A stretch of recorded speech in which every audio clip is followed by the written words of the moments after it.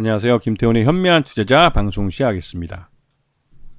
본 영상에서 다루는 내용은 투자 권유가 아니며 각 개인의 투자 판단에 대한 책임을 지지 않습니다. 별도의 SNS 채널 가입을 유도하거나 투자 권유 및 유료 리딩 서비스를 홍보하는 불법 사칭 계정에 유의하시기 바랍니다. 자, 오늘은 모베이스전자에 대해서 다시 한번 말씀을 드리겠습니다. 이 모베이스전자가 2분기 실적을 그럭저럭 괜찮은 실적을 내놨습니다. 보기에 따라서는 어닝 서프라이즈라고 할 수도 있는 그런 숫자를 내놨는데요. 이게 이제 모베이스전자가 작년에 매출 1조 원을 못 넘기고 그 9천억대 턱걸이를 하면서 실망 매물을 연초에 좀 쏟아냈게 됐습니다. 그리고 그 이후에 최근 들어서 이제 이 주가도 좀 약세를 나타내고 있는데 왜 그런가 했는데 역시나 경제 외적인 요인이 숨겨져 있었습니다. 자, 우선 모베이스전자는 모베이스라는 핸드폰 케이스를 만드는 업체의 자회사로 전장 부품을 만드는 회사입니다. 가장 대표적으로 이 자동차 키, 시큐리티 시스템 해가지고 자동차 키를 만드는 업체고, 특히나 작년 같은 경우는 이 미국에서 기아보이즈라고 해서 이 기아 자동차를 훔쳐서 난폭 운전을 하는 이런 게 하나의 밈으로 만들어져서 동영상 유튜브로 많이 떠올랐죠. 그래서 이제 사회적 논란이 됐고, 미국 내에서 한 20여 개 그 주에 있는 법무 장관들이 모여서 그 현대차와 기아에게 이 자동차 보안을 좀 강화해 달라고 권고하는 일이 있었습니다. 그에 따라서 현대차와 기아는 이 기존에 뭐 옵션으로 하거나 했던 이런 자동차 보안에 대한 그런 부분을 그냥 아예 옵션이 아니라 아예 그냥 장착하는 걸로 해서 이런 이 자동차 도난에 대해서 대비를 하게 해줬죠. 그래서 이 바람에 모베이스전자는 나름대로 수혜를 좀 보긴 했습니다. 자, 그리고 그 외에도 시어모터스라고 사우디에서 이제 사우디 국가 이제 투자청이죠. 사우디 투자청에서 투자해서 만든 중국의 폭스콘하고 같이 만든 전기차 브랜드 시어모터스라고, 여기에 또 에어백 시스템을 납품을 하고 있죠. 그만큼 이 모베이스전자는 다양한 자동차에 관련된 부품들을 만들고 납품을 하고 있습니다.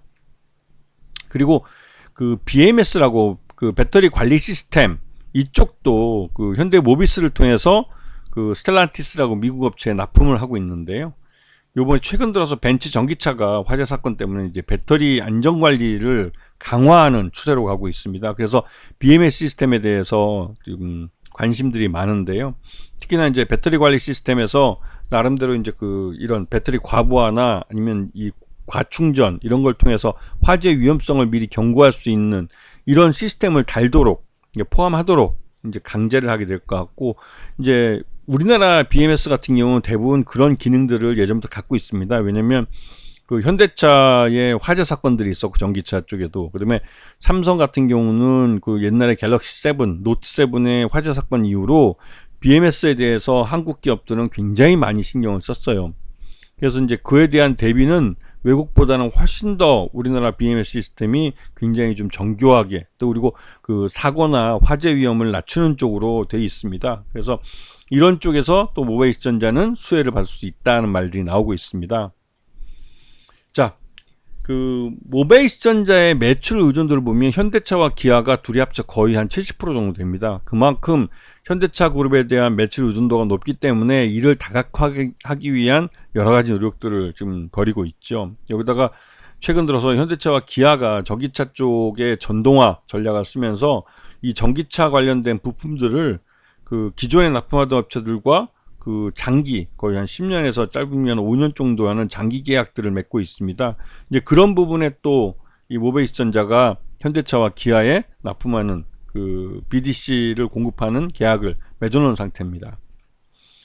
자, 그리고 이제 이런 현대차와 기아에 대한 매출 의존도를 낮추기 위한 사업 다각화를 추진하고 있는데요.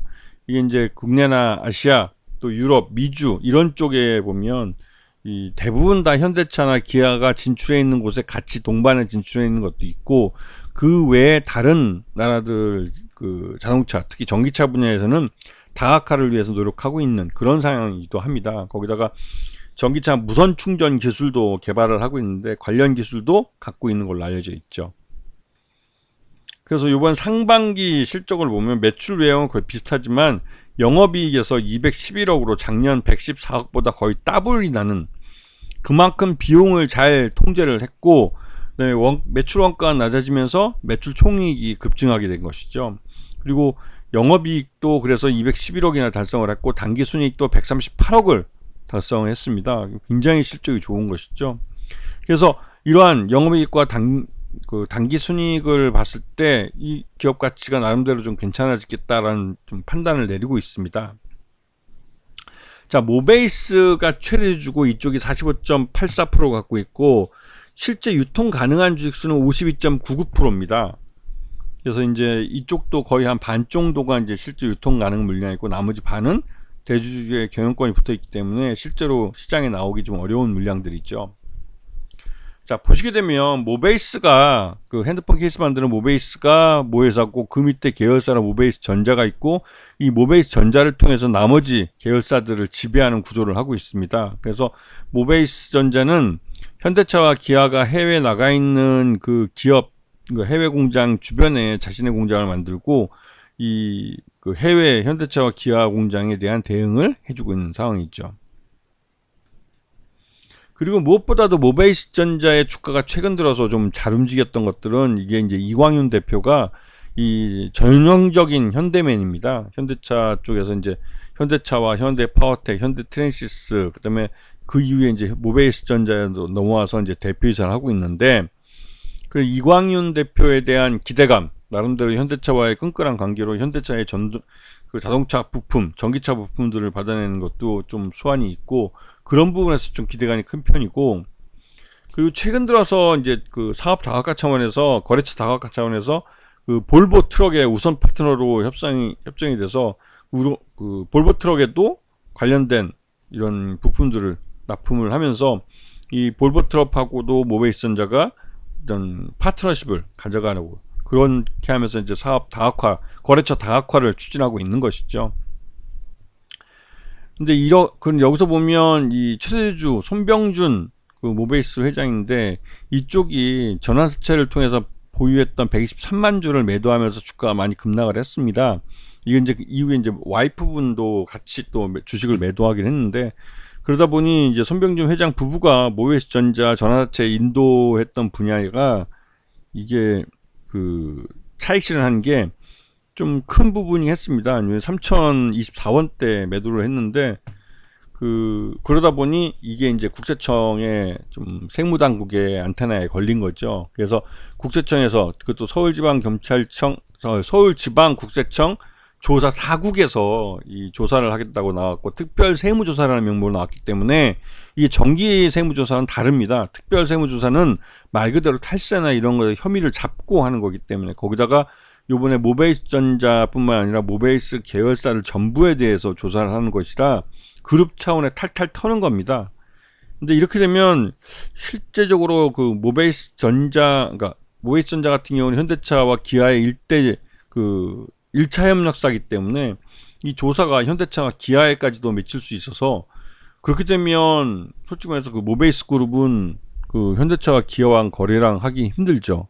왜냐면 이 하청업체가 모회사를 국세청 그 세무조사에 끌어들이는 통로가 되어버렸기 때문에, 그렇게 되면 모베이스가 실제로 굉장히 좀 곤란한 입장에 처해집니다. 그런데 일단은 서울지방국세청 조사 4국이 밝히는 것은 밝혔다고 말하는 것은 특별 세무조사이기 때문에, 이게 탈세나 아니면 오너일가의 CEO 리스크나 이런 것들을 확실히 좀 담고 있는 상황이라고 할 수가 있습니다. 그 지금 말 뜻은, 이 특별 세무조사의 결과가 어떻게 나올지 아직까지는 불확실성이 크다는 것이죠. 그래서 이 특별 세무조사의 결과가 나와 봐야만 이 주가의 방향성이 확실해지고, 아직까지는 불확실성 때문에도 이 주식을 갖고 있기보다는 주식을 던져버리려고 하는 투자들이 더 많은 상태입니다.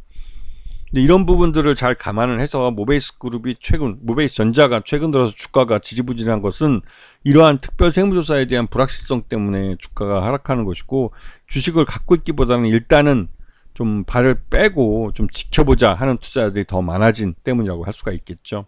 그래서 이 특별 세무조사는 말 그대로 이 회사가 1년 동안 장사를 잘했더라도, 이 특별조사 한 건으로 해서 모든 수익을 다 그 정부가 뽑아갈 수 있기 때문에 굉장히 안 좋은 케이스입니다. 하여튼 이런 상황을 좀 제일 싫어하죠, 투자자들은. 왜냐면 말 그대로 장사는 잘해놓고 세금으로 그 장사 잘한 부분을 뜯겨가면 그럼 노력할 의미가 없는 겁니다. 그래서 하여튼 지금 현재 모베이스 그 전자도 그렇고 모베이스도 그렇고 모베이스 그룹 전체가 좀 불확실성에 빠져드는 그런 느낌이기도 하죠. 아시겠죠? 자, 오늘 방송 여기서 마치겠습니다. 감사합니다.